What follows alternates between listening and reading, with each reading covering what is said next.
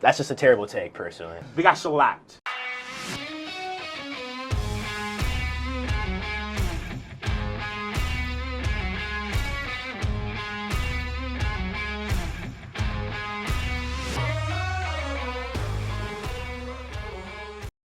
Good evening, everyone, and welcome to this week's edition of the Starting Lineup.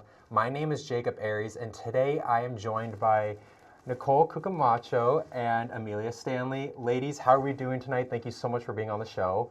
My first question for you guys is, how have you been enjoying this new weather that we've been having? It's been hotter compared to the last week of coldness. How have you been enjoying it? Yeah, I honestly love it. I get to wear shorts to class, which is always a plus here in Arizona. And also, it's tanning season, so perfect tan for the summer. What about you, Amelia? Have you been enjoying it? I can't lie. I'm more of a cold weather person, especially in February, so not much. Well, I know that you're from Tucson, so this is more like what you're used to, and you're from Maryland, so Yeah. this is a little bit out of your element. For me, I guess I'm going to pick right in the middle. You know, it's a little too early for this hot weather, but I'm not opposed to it. I've been enjoying it, especially during midterms now approaching. Yes. It's been a nice surprise. It's been a nice, warm opportunity to get outside and get away from studying. So I'm all for it. Well, guys, we have tons to cover about Arizona athletics, so we're going to actually jump into our first segment called Arizona Roundtable of tonight's show. Back last week on Tuesday, our Women's University of Arizona basketball team had the opportunity for University of Colorado to come here and play us at the McHale Center, which is now named the Alchemy Arena. Our student reporter, Alex Kastner, actually got to go to the game, and he has more on that. 6 weeks ago, the Cats would lose by 20 to the Buffaloes, and tonight they look to seek revenge as it was a back-and-forth game the whole time, but the Cats would end up falling short in the fourth quarter. With only one Big 12 win of the season, the Cats' window to pick up a second win was closing, giving them even more motivation to take this game. But this Colorado team would be a familiar foe as they lost to them by 20 points a couple weeks ago in Boulder. With the help of the home court advantage, the Cats were able to keep this game close the whole half, as the first half would finish 36-35 in Colorado's favor. This fight in Arizona wouldn't go unnoticed, as Colorado head coach J.R. Payne had this to say about them. I just want to start by tipping my hat to Arizona. What an incredibly resilient, well-coached, hard-nosed team. I thought that was a great battle. I think that type of battle shows you how great the Big 12 conference is. I'm proud of our conference, proud of how well teams are competing down the stretch. This theme would go on to follow in the second half, as both teams fought back and forth, with Arizona leading by 1 point going into the fourth quarter, with a lot of scoring being led by Nolani Cornfield, as she had 25 points for the Cats. Colorado wasn't going to back down without a fight, as in the fourth quarter, they would go on to outscore Arizona 22-13 to finish the game with the win 78-70 over Arizona. Even with a tough loss in a winnable game, Coach Becky Burke was able to take away a lot of positives from their rematch. I'm going to look at this one as, a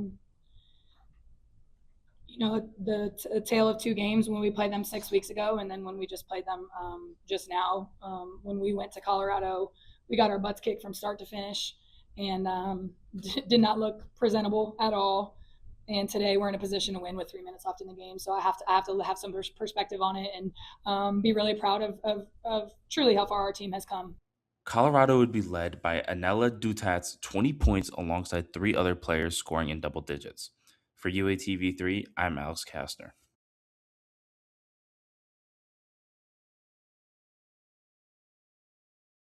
I have to say, it's games like these that really, really break my heart. I mean, yeah, like a loss always does suck, but why particularly this game?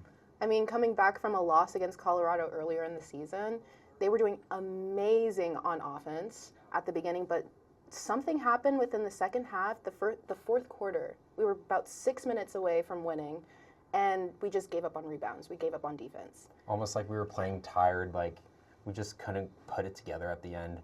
Well, there's actually another opportunity where we can talk about more about that, where a next game that the University of Arizona women's basketball played was a game away against Baylor, and that was this past Saturday, and it was in Waco, Texas, so they were the visiting team, and they actually came out, like you said, to a strong start at the end of the first quarter, up 22-15, and they led as much as 10. So kind of like what you were talking about, how they come out strong, but as we get more into this discussion, we'll see that that's not the entire story. They were shooting pretty well and consistent. They were shooting 35%, and they got to the line a lot of times. They went 9 times, and out of those 9, they shot all 9 of them. So great start to the beginning of that game.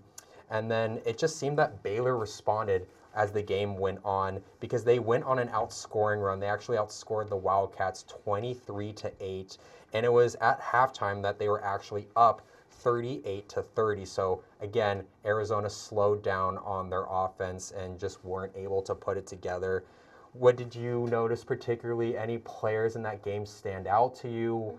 Anything about like the plays? What comes to mind to you about this game? Yeah, so Cornfield is one of our strongest shooters. She shoots around 11 to 15 points per game, which is amazing. Before the Baylor game, we were shooting at 50%, which is really, really good and was the highest for this whole season. This game versus the Baylor, it was 32%. So we kind of lowered into the shooting. However, I feel like we need more help with defense. There's lots of people under the basket who are boxing out to get that rebound. So looking for those players who are under the basket would help us because that's an easy 2-point layup.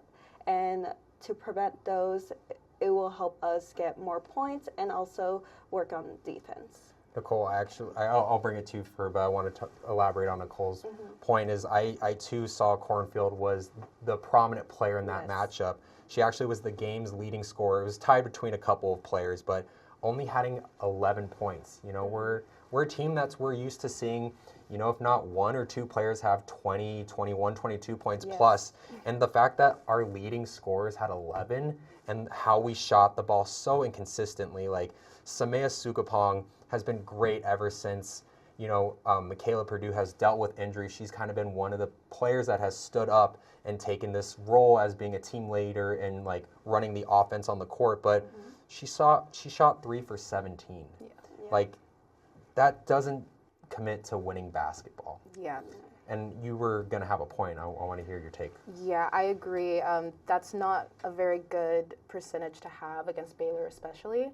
But I do want to give a shout out to Tanuel Welch because she did do really good defensively with having 9 rebounds. That's amazing. But ultimately, in the end, defense seems to be a running issue with women's basketball. So that's what we saw with Baylor. Yeah, so like the Wildcats, they were out-rebounded, you know, despite Welch's production on the boards. We were down 50-40 against that battle, which is another part of the game, which translate to hopefully winning basketball and winning plays. And on the defensive glass, we actually led on that. So although we may have not won on the rebounding when we were getting those defensive rebounds, we actually could get those baskets, but it's using those rebounds to translate them to second chance points. Maybe upon like further looking at this, that just wasn't the case. We weren't able to translate those glass rebounds to actual points. Is there anything else that stood out to you guys about this game? Like looking at as the game went on, we did actually shoot really well from the line, and maybe that was like our saving grace in this game was just going through contact. Any takes on that?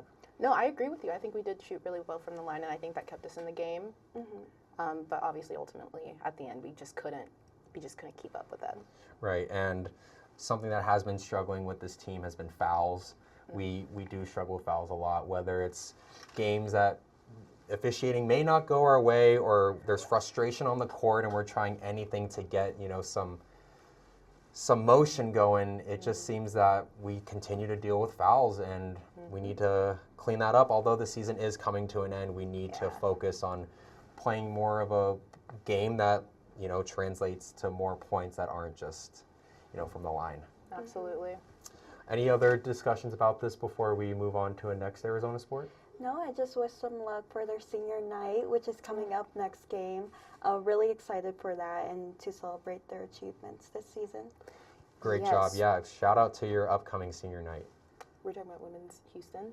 Yes. Women's Houston. Actually, no, we're going to be talking about right now, we're going to go to men's basketball and their recent game that they had against Houston. And so you had that pulled up. Would you like to start that conversation about that game? Yes, I think the men's basketball team had a great game against Houston. We had our top scorer, Anthony Delorso. He's been getting a lot more time on the court, and he has not wasted any of that time. So. Yeah, there was some stat about like in his past 2 games, he's actually been, if not the leading scorer, he was one game. He has been leading in that 2-game span of being a high scorer. So the fact that he's doing this off the bench, the fact that he's doing this when he's not getting consistent like rotation, because it seems like they'll bring him in when they need a spark, or maybe when things aren't, players are dealing with foul trouble. Whatever situation they place him in, it seems like he's doing really well at getting into the game, getting with the rhythm, and just dealing with it. Like he did have that shooting slump a bit ago, and then it kind of recovered, and then it seemed like he was almost going through it again. How do you see Arizona's shooting, especially in that last game against Houston? Yeah, I think they did their best. I do want to talk about their defense. It kind of stifled with Houston. I think they can use some help with looking out and communicating within the players. I think communication is so important in sports. So keeping up with that communication will really help them in defense. Right. Especially going against a top Big 12 school like Houston, a school that also went to the March Madness national championship last year. You got some comments on this. I want to hear you talk about this. We beat them. That's all that matters. Okay, fair enough. Why go into it more? Yes, we did beat them, and that was for me one of not the biggest win that we had to deal with over this hump of going against these, this road of against games against these schools that are just really up there. I mean, they were up there for me personally at being one of the hardest schools to go through, and I'm pretty sure I saw actually I am sure it was the first time we beat them since being in the Big 12. So hey, kudos to us. Absolutely. They played a good game. Yes, they did. So they ended up actually winning that game, like we said. It was 73-66. And I do want to touch up about one more game that the University of Arizona men's basketball played, and that was also against Baylor. That was just yesterday. And they did play it away. It was in Waco, Texas, and pretty good attendance. 7,000 people showed up to that game, but nothing like McHale Magic. We packed that stadium, but I think Baylor fans knowing hey, their record not as good as ours. They were actually 14-13 heading into it, so they probably knew hey, we're going against the second best team in the country that's only lost twice. We're probably not going to win, but hey, we'll still go out and show out. But we came out pretty good. Our first half, we were shooting 42, nearly 43% from field goals, and hey, we're not a 3-point shooting team, but we were actually nearly 40%. So anything that we can do during this span to improve on not only what works for us, which is defense, but also growing on the fact that we're about to enter a competition, Big 12s, and we're going against the other best schools in the country, which happens to be in the Big 12. So we need to have a well-evened display of set skills as well as have all our players healthy. Absolutely. I think they did a really good job this game, especially with Baylor keeping up with us. I mean, Cameron Carr, he was on our tails that entire time. He scored 26 points that game, and that's higher than Jaden Bradley, who scored 25. But Jaden Bradley definitely came out to start the game. Shooting from the 3, he did very, very well doing that. And I think Arizona is starting to prove to everybody that they can shoot from the 3 and that they're not a paint play team. So I think they're doing really, really good. Even when our big men are shooting from threes. I mean, we have Awaka and we have Krivas. They'll shoot a couple threes a game. That's something that Tommy Lloyd has not shied them away from. It's hey, if you have the open shot, put one up. What's the worst that's going to happen? We run back on defense, but we are such a good defending team, rebounding team, that in the event that they shoot it and it doesn't go through, hey, at least we'll have a second chance point. And I want to add this before, and maybe kick it off to you if you have anything to add before we go to break, but shout out to Jaden Bradley and Burries. They seem to be a really good court together. They shot 24 and 25 points respectively, so it just seems like, hey, if one person's having a great game, maybe it's going to inclined the other person to have a great game, and they just seem to feed off of each other, being Yep. good floor generals. I mean, many times they'll be on the court together, but also off the court, so one can take a break and the other can run the offense. Yeah, they're both leaders. Right. You can tell. Absolutely. Freshman leader and a senior leader. Hey. That's Age is perfect. just a number. Anything you want to add before we take it to a quick break? I kind of just want to wrap things up that Baylor is part of the Big 12, which is kind of scary knowing that it's very competitive. And watching the game, the first and second quarter, it was the Wildcats winning and then Baylor, and then it was a constant cycle. So watching them play and them winning 87-80 was a great game, and I really enjoyed it. Right. It really just proves that, like, hey, any given night, any given team can be good, but we just got to do what we know best. And even with the best possible players that we have, you know, if we do what we stick right to, we'll hopefully come out on top. absolutely. Well, that wraps up this section of Arizona Roundtable. We're going to take a quick break before we head into the next part of our show.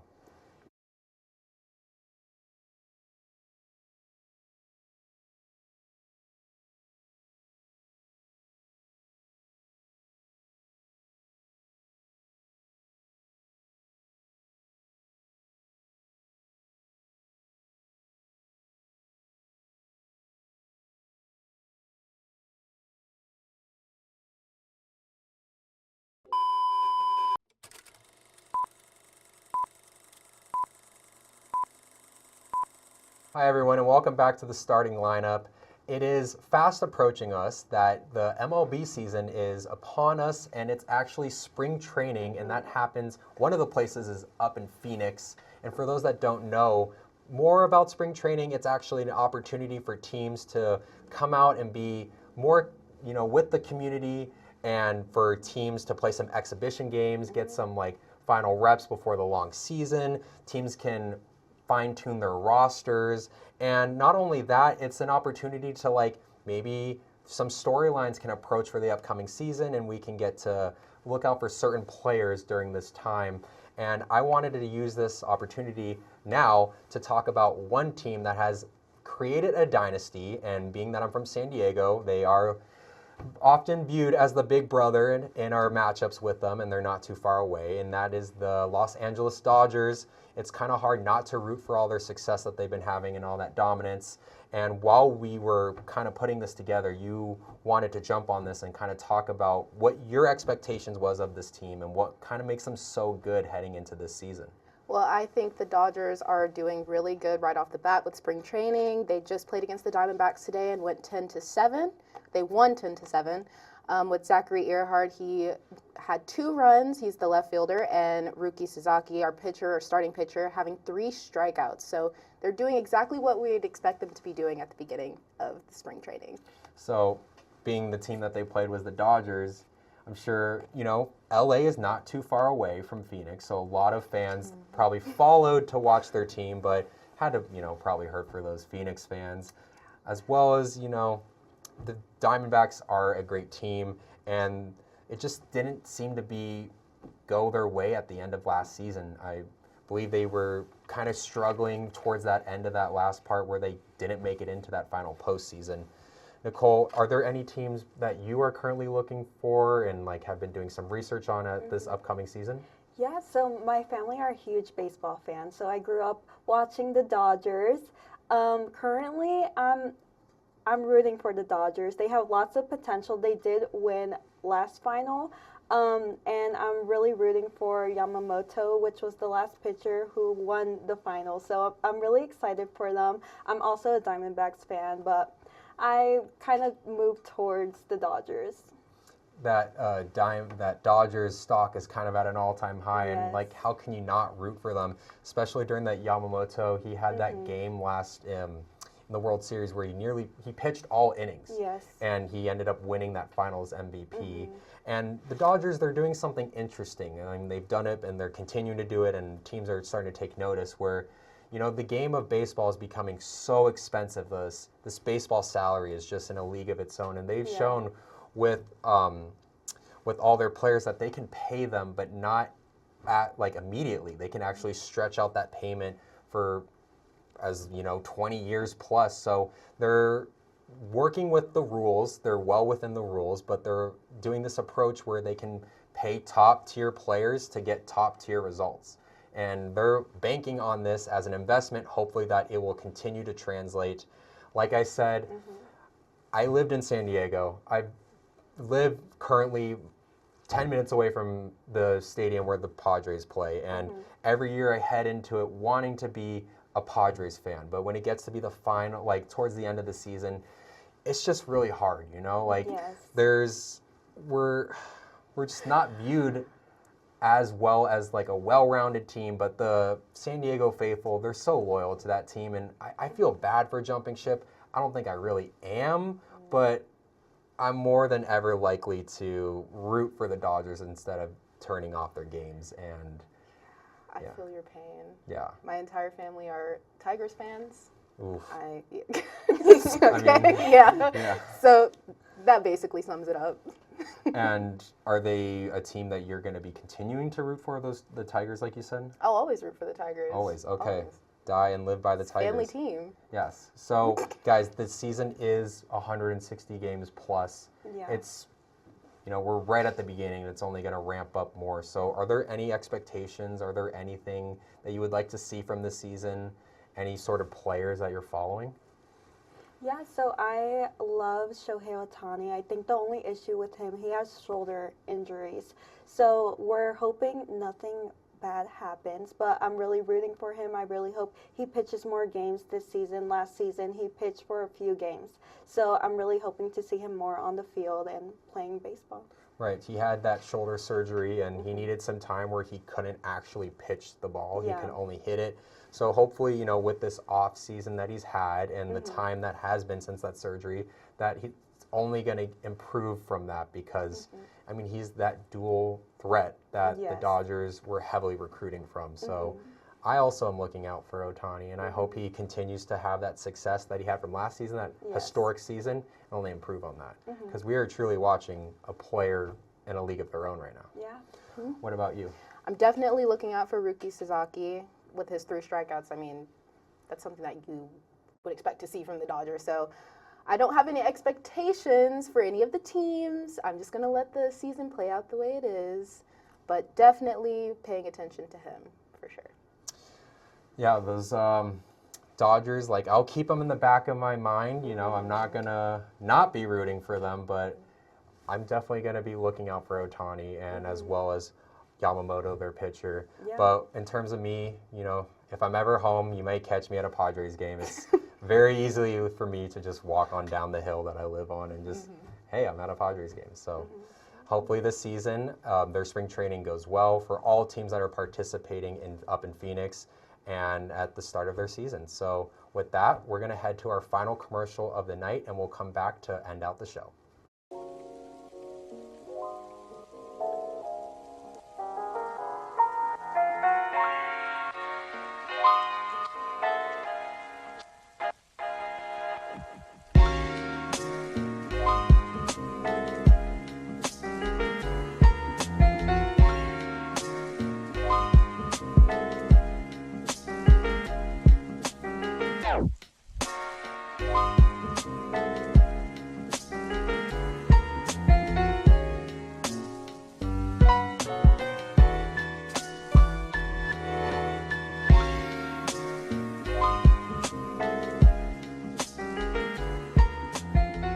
Welcome back, everyone. That concludes all of the things we're going to talk about today on tonight's show. But before we leave, we're going to do our special shout outs to people in the sports world, outside of the sports world, basically anyone that we want to show our appreciation. And for me tonight, that goes out to the head coach of the University of Arizona women's basketball team, Becky Burke.